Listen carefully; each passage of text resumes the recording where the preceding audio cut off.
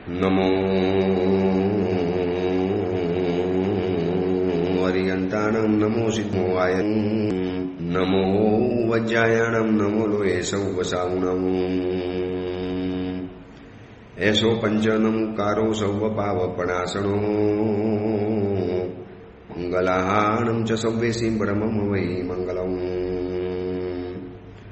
મંગલમ ભગવાન વીરો મંગલમ ગૌતમ પ્રભુ મંગલમ સ્થૂલપત્રાદ્યા જૈન ધર્મો સ્તુ મંગલમ.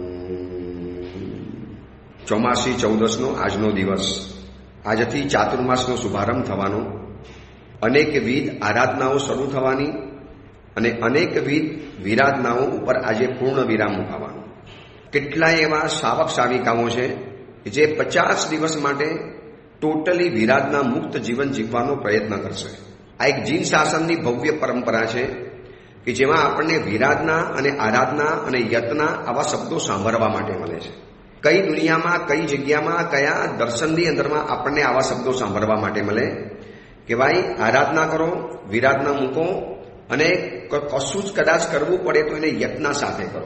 આરાધના કરવી એ સરસ વાત છે, વિરાધના છોડવી એ સરસ વાત છે, પણ જ્યારે વિરાધના કરવી જ પડે એમ છે, કેટલીક વિરાધના તો કરવી જ પડશે. ઘરમાં રસોઈ વગેરે બનાવવાની, ભલે ને એકાશનું બેસનું કે આંબીલ હશે પણ રસોઈ તો બનાવવી જ પડશે, તો એને યત્ના સાથે બનાવવાની. એટલે વિરાધના ભરપૂર જિંદગી હતી આપણી 8 મહિનાની અંદરમાં. હવે આ 4 મહિનાની અંદરમાં વિરાધનાને આપણે બ્રેક લગાવી અને આરાધનાના માર્ગ ઉપર આગળ વધવું છે. તો જીન શાસનની ભવ્ય પરંપરા મુજબ ચાતુર્માસનો જ્યારે પ્રારંભ થાય છે ત્યારે કેટલાક નીતિ નિયમ આપણા જીવનની અંદરમાં લાગુ પડતા હોય છે.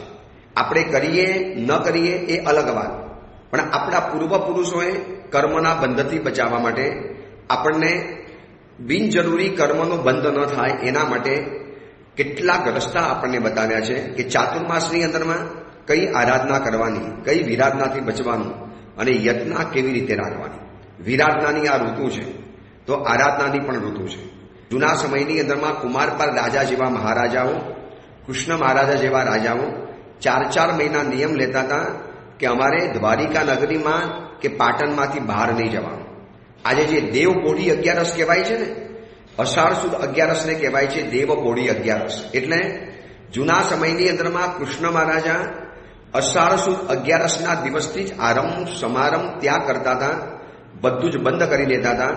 બિનજરૂરી રાજમહેલમાંથી પણ બહાર નતા નીકળતા. એટલા માટે રિવાજ પડી ગયો કે દેવ પોઢી ગયા, દેવ સૂઈ ગયા. એટલે કે આપણા જે દેવ હતા, આપણા દેવે વિરાધનાને છોડી દીધી છે. આપણા દેવ હવે નગર દેવ પોઢી 11ની આ રીતે ભવ્ય પરંપરા શરૂ થઈ. તો આ ચાતુર્માસ એકલી આરાધના કરવાની મોસમ નથી, વિરાધનાને છોડવાની પણ મોસમ છે. વિરાધનાથી મુક્ત થવું એ જ મોટી આરાધના.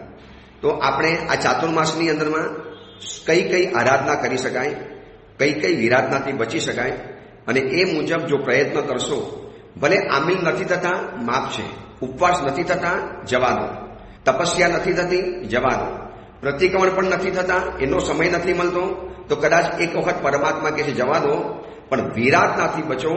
અને જે વિરાધના કરવી પડે છે એને યત્ના સાથે કરો, બચવાની કોશિશ. માનો હવે સ્નાન વગર ચાલતું નથી તો પાણીની વિરાધના કરવી પડશે, સ્નાન કરવું પડશે. તો ભગવાન કહે છે કે એમાં યત્ના ઉમેરી દો, અને જે વિરાધના યત્ના સાથે થાય છે ને એ વિરાધના કદાચ આરાધના તરફની એક ગતિ કરતી બને છે. વિરાધના કરવી જ પડે છે તો યત્ના સાથે કરવાની. અમારા સાધુ જીવનમાં કીધું છે કે કાચા પાણીમાં કદાચ ક્યારેક ચાલવાનો પ્રસંગ આવ્યો, મોકો આવ્યો, ચાલવું જ પડે એવું છે.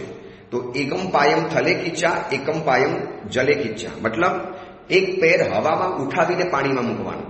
એટલે 4 પગ પાણીમાં પડે ને તો એમાંથી 2 જ પગ પડે, બાકી 2 તો હવાની અંદર માગે. તો આ શું થયું? વિરાધના યત્ના સાથે કરી.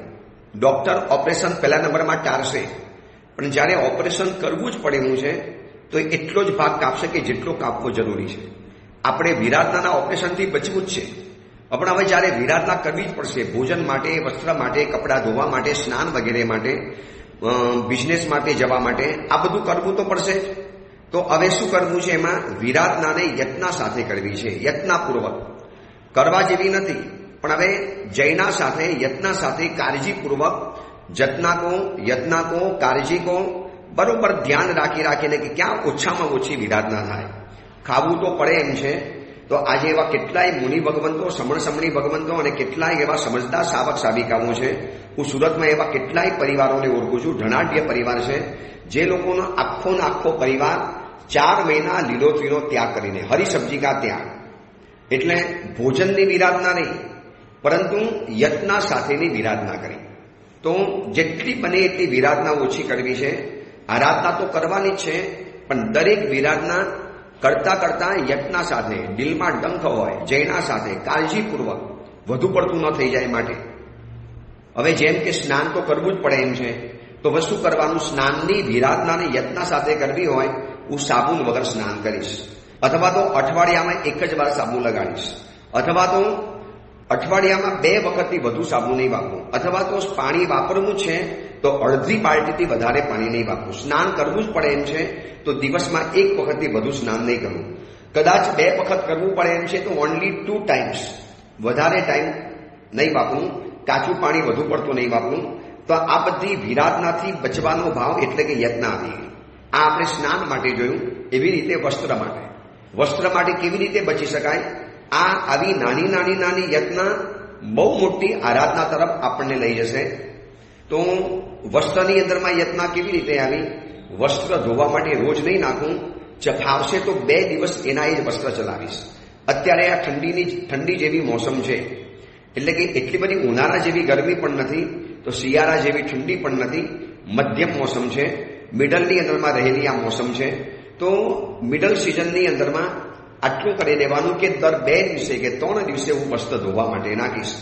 રોજ કપડાં ધોવા માટે નાખો, એના બદલે 3 દિવસે નાખો, તો 2 દિવસની વિરાધનાનું પાપ બચી ગયું.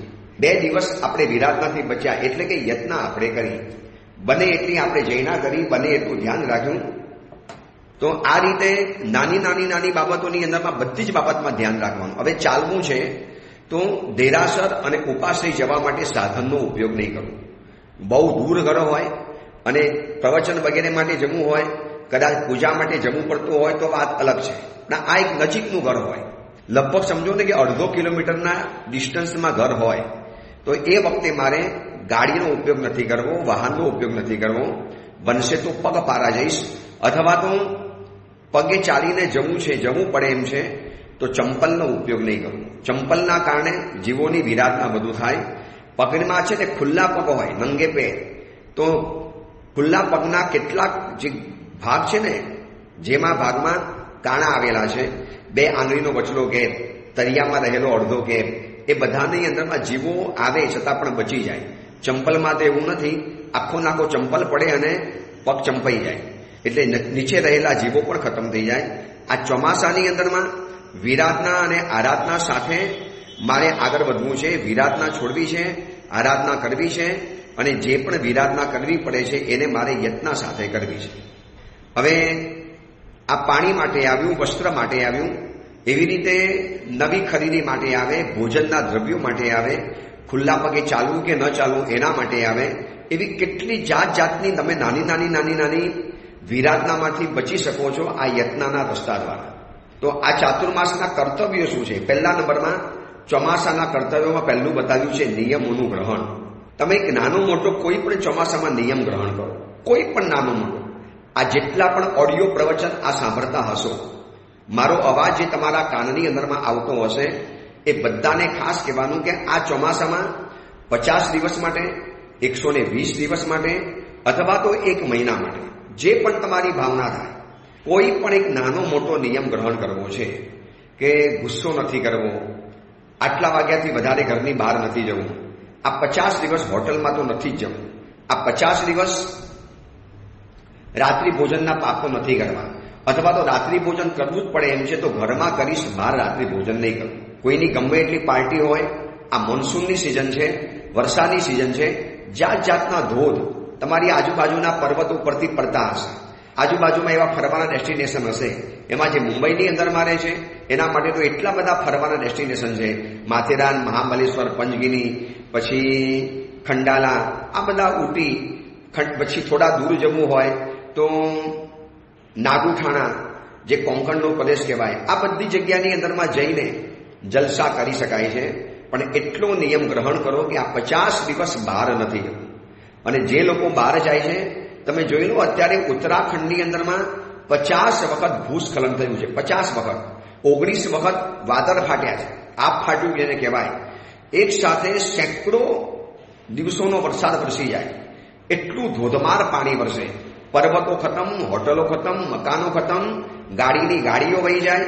આ સુરતનો એક સોની પરિવાર ઉત્તરાખંડની અંદરમાં ફરવા માટે ગયા હતા અને એના કેટલાય પરિવારના સદસ્યો તણાઈ ગયા છે. આજેનો કોઈ અતોપતો મળતો નથી.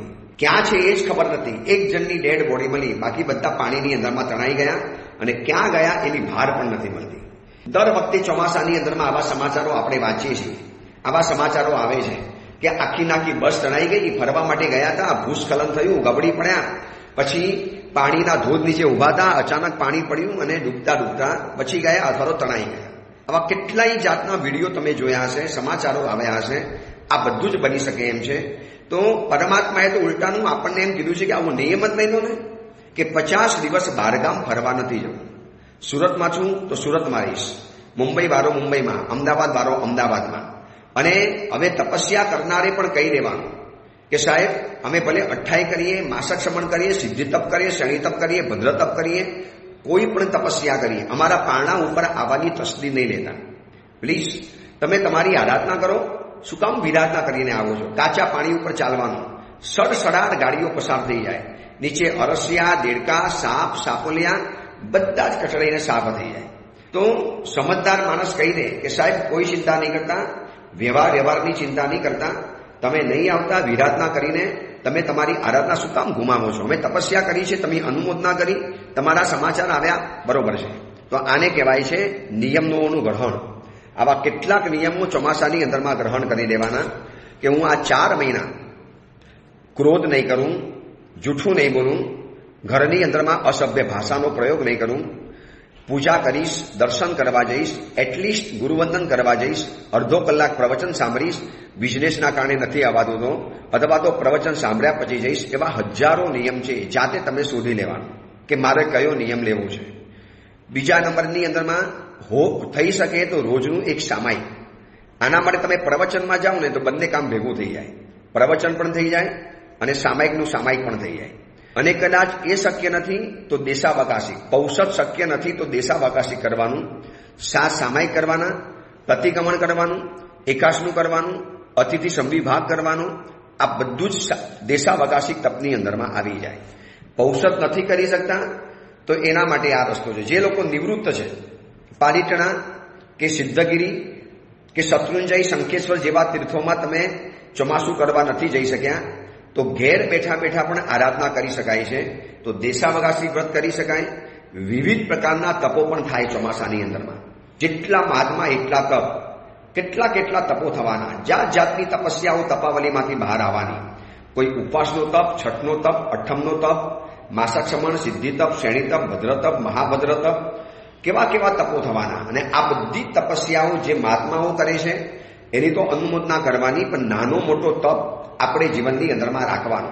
છેવટે કાંઈ ન થાય તો નૌકાશીનું પચકાણ તો લઈ જ લેવાનું. નૌકાશી તો મારે કરવી જ છે. નૌકાશી કર્યા વગર તો હું નહીં જ રહું. બસ આવા કેટલાક સંકલ્પો કરી લેવાના.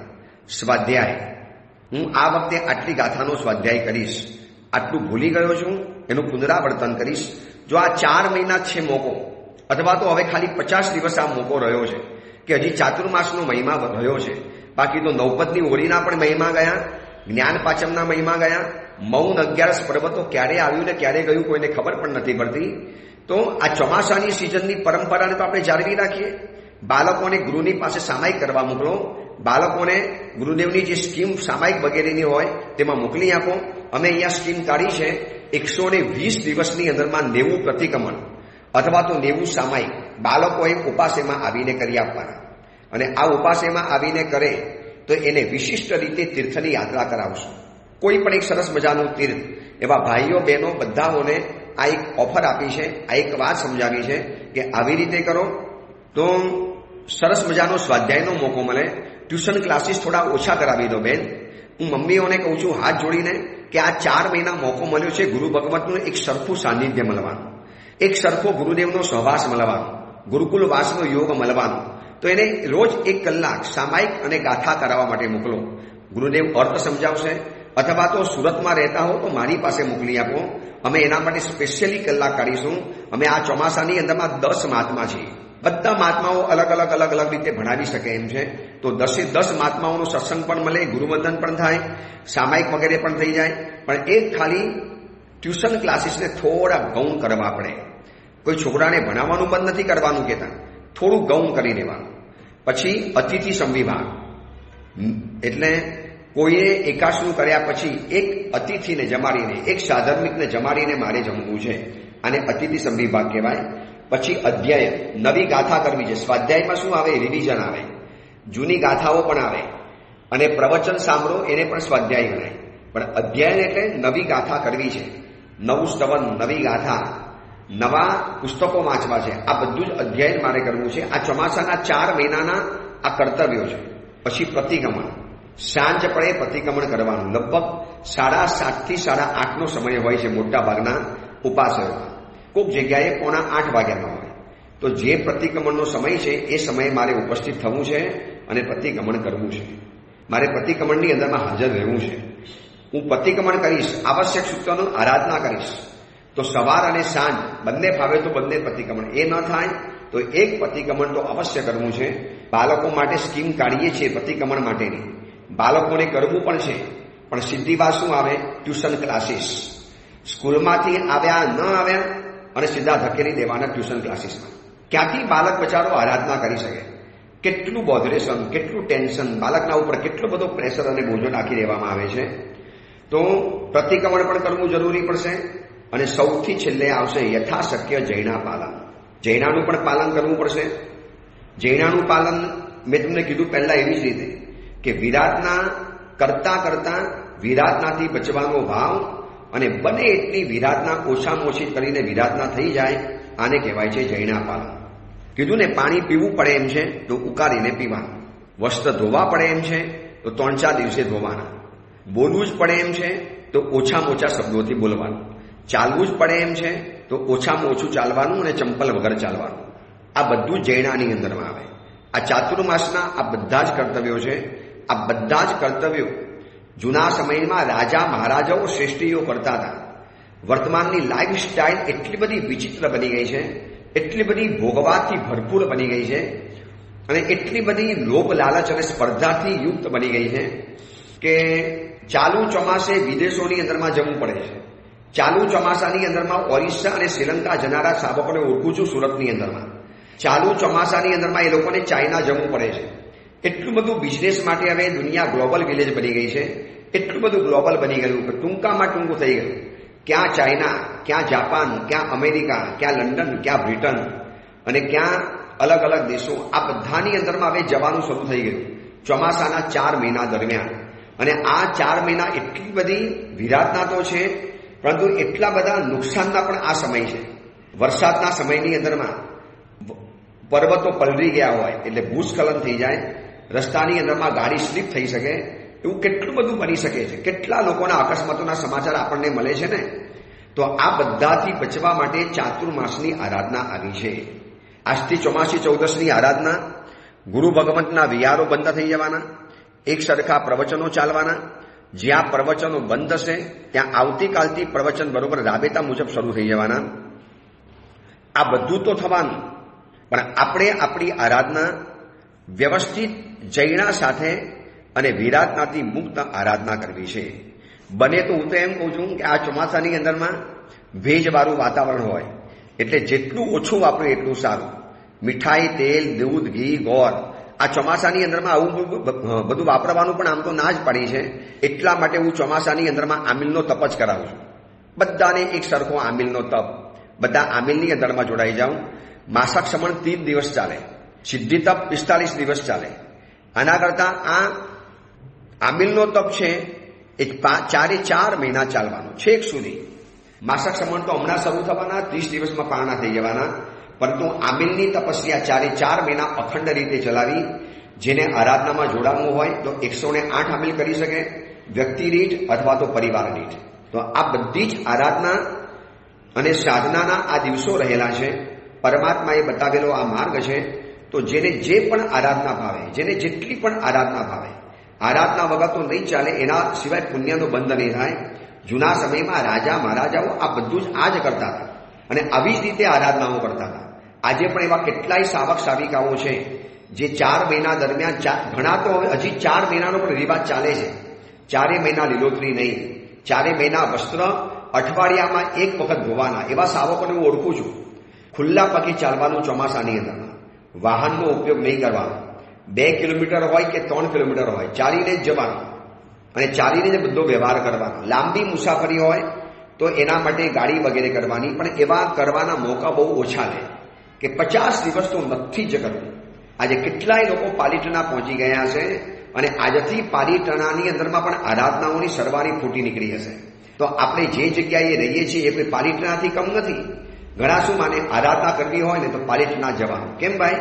ઘેર બેસીને આરાધના ન થાય. તમે ત્યાં નથી જઈ શકતા તો ઘરે બેસીને આરાધના કરો. માનો 2 વર્ષથી ચોમાસું કરવા જતા હોય, ત્યાં એકાશનું કરતા હોય અને આ વખતે એ સંઘની અંદરમાં રહ્યા અને આવનારા મહાત્માએ પૂછ્યું કે તમે તો દર સાલ દેખાતા નથી, કોણ છો? સાહેબ, અમે તો પાલીટણા ચોમાસું કરવા જતા હતા હર સાલ, પણ આ વખતે નથી જવાયું, એટલે આ વખતે અહીંયા છીએ. તો સાહેબ કે પછી તમે એકાશના કરતા હશો ને, ઔષધ કરતા હશો ને? સાહેબ, બધું છે ને પાલીટણામાં થઈ જાય, અહીંયા નથી થતું. મતલબ આરાધના કરવાની એક જગ્યા ફિક્સ બનાવી નાખી. માણસને ધંધો રસ્તામાં થતો હોય તો પણ કરવા તૈયાર, ઘરમાં થતો હોય તો પણ કરવા તૈયાર, હાલતા ચાલતા બિઝનેસ હોતા હૈ, ચલતે ફિરતે તો પણ એ કરવા માટે તૈયાર છે. તો ચલતે ફિરતે આરાધના કરવા તૈયાર કેમ નહીં? એના માટે કેમ આટલું બધું કહેવાનું? મારું તો નસીબ જ નથી ને હમણાં ફાવે એમ નથી ને હમણાં અનુકૂળતા નથી ને પછી જોઈશું. આવું બધું વિચારીને શું થાય? જે આરાધના કરવાનો જે ઉલ્લાસ છે એ આખો નાખો ઠરી જાય. તો ચાતુર્માસની અંદરમાં આટલા સંકલ્પો જીવનની અંદરમાં નક્કી કરી લેવા જોશે. આ બધી જ બાબતો જો કરશો ને તો એટલો બધો આનંદ આવશે, એટલી બધી અંદરમાંથી એક ભાવના પેદા થશે કે મેં 4 મહિના આ વખતે ચોમાસું ઉજવ્યું.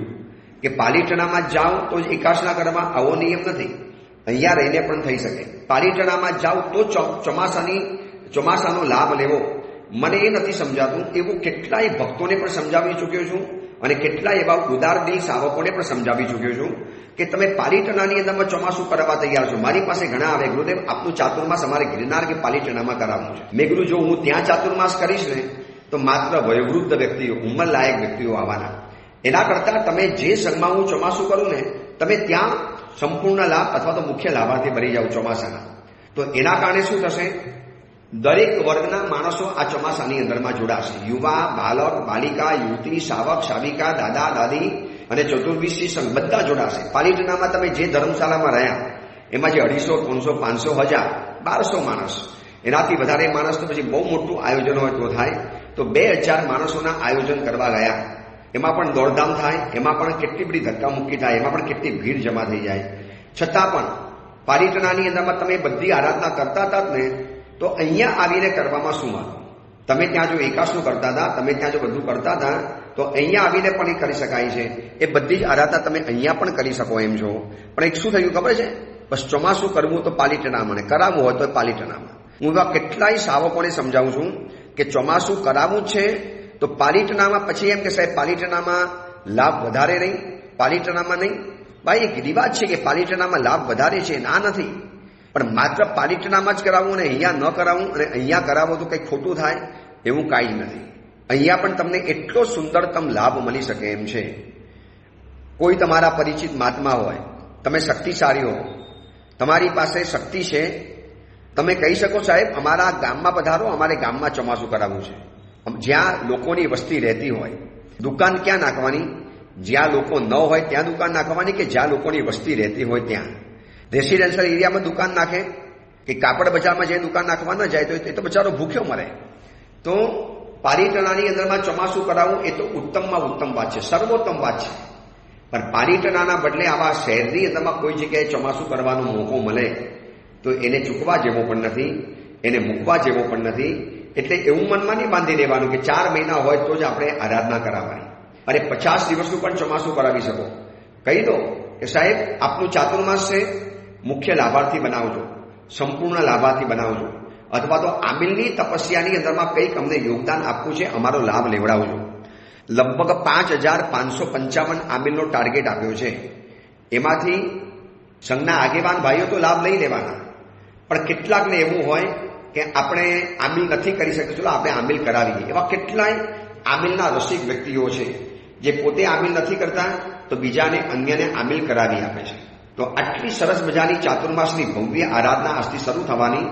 જાણે કલ્પના કરો કે ચાતુર્માસ રૂપી આરાધનાનો ભવ્ય મહેલ, સંગે મરમરની ધર્મશાળા, સંગે મરમરનો ઉપાશ્રય, અદ્ભુત જિનાલય, બસ આ બધાની કલ્પના કરતા કરતા તમે એમ માનો કે હું પાલિતાણા ચોમાસું કરવા આવી જ ગયો છું. હું જવાનો છું એમ નહીં, હું પહોંચી જ ગયો છું, આવી જ ગયો છું, અને મારે ત્યાં ચોમાસાની આરાધના કરવી છે અને કરાવી છે. તો આ રીતે ચાતુર્માસની આરાધનાના કર્તવ્યને આપણે બતાવ્યા. ચાતુર્માસની આસપાસ આ ચોમાસાની અંદરમાં શું કરવાનું, કેવી રીતે રહેવાનું, કેવી રીતે વગેરે કરવાનું, આ બધું જ આની અંદરમાં આવે. સુપાત્ર દાન આવી જાય, અનુમોદનાનો ધર્મ આવી જાય, પ્રવચન શ્રવણ કરવાનું આવે, જેને જે પણ અનુકૂળતા પડે પાઠશાલાની અંદરમાં. છેવટે એ પણ નથી ભાવતું, તમે એટલું કહી શકો પરિવારવાળાને, તમે જજો, હું ઘરમાં બધી જવાબદારી ઉપાડી લઈશ, મારા કારણે તમે વ્યાખ્યાન નહીં અટકાવતા, પ્લીઝ તમે જાઓ. ભલે મને નથી ગમતું, મને નથી દુસતું, પણ મને ક્યારે ગમશે તો હું પણ આવીશ, પણ હમણાં નહીં ભાવે. હમણાં તમે આરાધના કરી આવો અને હું પછી મારી રીતે આરાધના કરી લઈશ, તો પણ ચાલી શકે છે. અરે ચોમાસાની અંદરમાં પોતે નથી કરતા તો સાવિકાને ઉપાશ્રયના ગેટ સુધી મૂકવા માટે આવે. કેટલાક તો પ્રદૂષણ પર્વ જેવા દિવસો હોય તો છેક આગળ સુધી લઈ આવે અને ત્યાં સુધી પોતાના પરિવારજનોને ઉતારી અને પછી સાવક બિલકુલ જાણે કે જૈન ન હોય એવી રીતે નીકળી જાય. મેં આ વખતે બિહારમાં 1-2 ગામોની અંદરમાં એવું જોયું. મેં પૂછ્યું એ લોકોને કે સાહેબ શું કરીએ, અમારા ગામની અંદરમાં કોઈ મહાત્મા નથી આવતા, અમારા ગામમાં કોઈ સત્સંગ જ નથી, ક્યારેક ક્યારેક વીર સૈનિકો બોલાવીએ, ક્યારેક ન બોલાવીએ. એટલી બધી તાતી જરૂરિયાત છે વીર સૈનિકોની કે દર વખતે 100 જણા બહાર પડે ને તો પણ સ્થાન ઓછા પડે એમ છે. એટલા લોકોની વિનંતી ઊભી છે કે સાહેબ અમારે ત્યાં મોકલજો, સાહેબ અમારે ત્યાં મોકલજો, સાહેબ અમારે ત્યાં મોકલજો. આ રીતે વિનંતી કરી બોલાવીને મહાત્માને રાખતા હોય છે. તો ઇન શોર્ટ, આરાધનાની ઋતુ આવી, વિરાધનાની ઋતુ સમાપ્ત થઈ અને બંને જગ્યામાં યત્ના સાથે ચાલવાનું છે. યત્ના એટલે વિવેક. મારે વિવેક સાથે આગળ વધવું છે, મારે વિવેકપૂર્વક આરાધના કરવી છે. બસ આ રીતે મનમાં સંકલ્પ કરશો ને તો કશો જ વાંધો નહીં આવે. અનુમોદના, સુપાત્રદાન, સામાયિક પ્રતિક્રમણ, જીન પૂજા, જીન વ્યાખ્યાનનું શ્રવણ, સાધુ સાધ્વીજી ભગવતની પરિઉપાસના, છેવટે રાતના અડધો કલાક ગુરુ ભગવતના રાત્રિ પ્રવચનમાં જવું છે. દિવસે નથી આવી શકતો તો રાત્રિ પ્રવચન, એવું કેટલું બધું પણ થઈ શકે એમ છે. બસ આ જ આરાધના ખૂબ કરતા રહેજો. આજે આપણે આ પ્રવચન કર્યું. આવતીકાલે હજી એક પ્રવચન આવશે નીતિ વાક્યામૃત ગ્રંથનું. આવતીકાલે ગુરુ પૂર્ણિમા પણ છે, ગુરુ તત્વની પણ વાત કરીશું. સાથે સાથે નીતિ વાક્યામૃત ગ્રંથની પણ વાત કરીશું. અને બરોબર 11 જુલાઈથી આપણા વ્યાખ્યાન શરૂ થઈ જશે. ઓડિયો પ્રવચન જીવ વિચાર ગ્રંથ ઉપરના. એક નવી રીતે જીવ વિચારને જોવા છે, નવી રીતે જીવ વિચારના તત્વોને વિચારવા છે. તો જીવોની વિરાધનાથી ભરપૂર આ વર્તમાન સમય, એમાંથી વિરાધનાથી કેવી રીતે બચી શકાય અને આરાધનામાં કેવી રીતે આગળ વધી શકાય, એની બધી વાતો જીવ વિચાર પ્રવચનના ગ્રંથની અંદરમાં કરીશું. જે લોકો નથી જોડાયા એને પણ પ્રેરણા કરી શકો કે આ વખતે જીવ વિચાર અને નવતત્વના પ્રવચનો સાંભળવા હોય તો સરસ મજાના એના અર્થ સાથે અને એક અલગ રીતના વિસ્તારપૂર્વક જો સમજવા હોય તો આ પ્રવચન ગ્રુપની અંદરમાં જોડાઈ જાઓ. તમે એને જોડતા રહો તો પહેલેથી એને જીવ વિચાર ગ્રંથના પ્રવચનો શરૂ થઈ જાય. નહીતર હજી ઘણાને પણ એવું છે કે અમારે જૂના પ્રવચનો સાંભળવા છે તો યુટ્યુબની અંદરમાં જવાનું અને જીન વાણી સ્પર્શ એ યુટ્યુબ ચેનલ છે, એની અંદરમાં જઈને સર્ચ કરશો તો જૂના બધા પ્રવચનો મળી જવાના. ચલો, આ ચાતુર્માસ સરસ મજાનું પરિપૂર્ણ થાય એ જ મંગલ કામના, મંગલ ભાવના. જીનાગના વિરુદ્ધ કાંઈ પણ બોલાયું હોય તો મિચ્છામી.